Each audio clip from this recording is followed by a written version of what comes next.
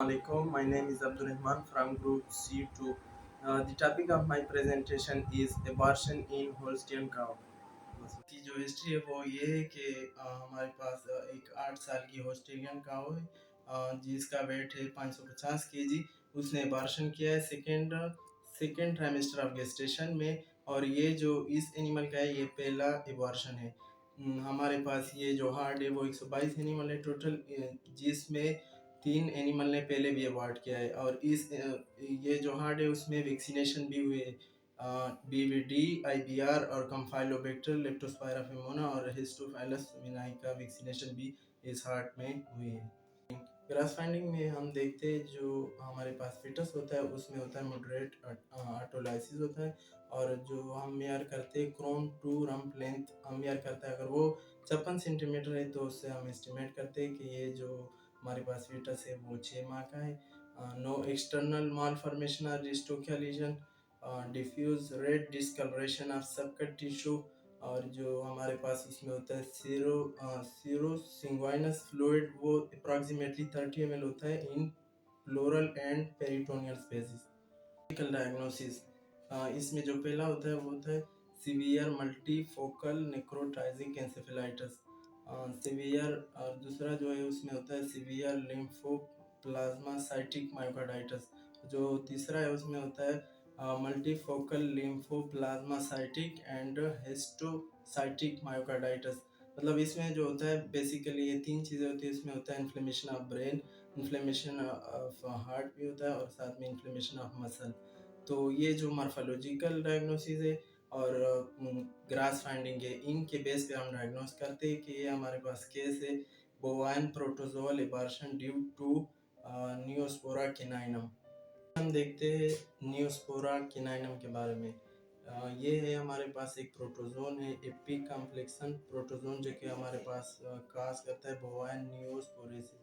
इसका जो definite host होता है वो होता है डॉग वाइल्ड कैनेड। और साथ में जो इसका इंटरमीडिएट होस्ट है वो है कैटल, शीप, हॉर्स, डियर। और इसका जो ट्रांसमिशन है वो 2 तरीकों से होता है, एक होता है हॉरिजॉन्टल और दूसरा होता है वर्टिकल।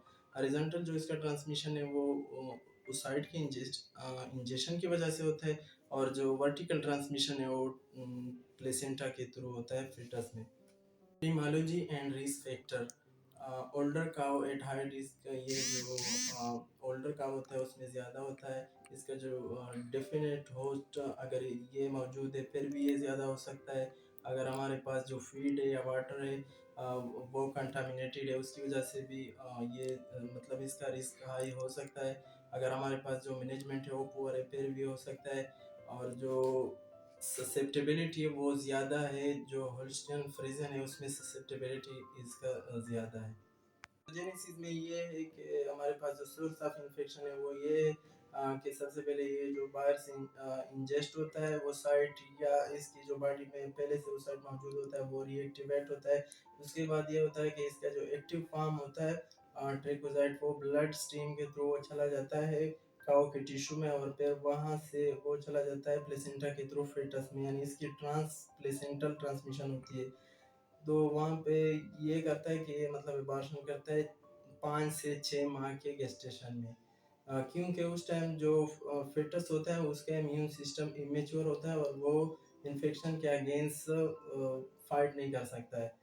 तो वहाँ पे जाके ये जो फिटल टिश्यू है वहाँ पे उसकी मल्टीप्लिकेशन होती है, और मल्टीप्लिकेशन के नतीजे में वहाँ पे इन्फ्लेमेशन और नेक्रोसिस होती है, जिसकी वजह से कैरेक्टरिस्टिक लेजन बनते हैं ब्रेन, हार्ट और मसल के ऊपर।